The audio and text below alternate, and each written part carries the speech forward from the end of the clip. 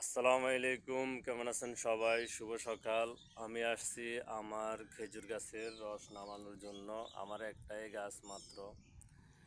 এই আমার এই গাছটা আমি যেভাবে ঢেকে দিচ্ছি, যারা এই গ্রামগঞ্জে খেজুর গাছ রস গাছ কাটে, তারা বাজারে বিক্রি করে, তাদের কাছে একটা কথা বলবো, যাতে এই গাছগুলা কাটার পর যে এভাবে যেতে ঢেকে দেওয়া হয়।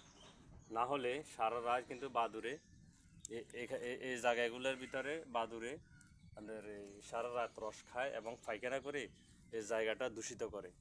তো এগুলা দূষিত হলে কিন্তু এখানে পড়ে যায়, সম্পূর্ণ পায়খানাগুলা রসের সাথে মিশে এখানে পড়ে যায়, কিন্তু এগুলা জীবাণু, বাদুড়ের পায়খানা যেহেতু এগুলা জীবাণু। তো যারা গাছ কাটে তাদের কাছে অনুরোধ করব গাছগুলা যাতে এভাবে ঢেকে দেয়, তাহলে মানুষের খাঁটি রসগুলা বাজারে নিলে মানুষে খেতে পারবে। আজকে ভিডিওটা এই জন্যই। সবাই ভালো থাকবেন। আল্লাহ হাফেজ।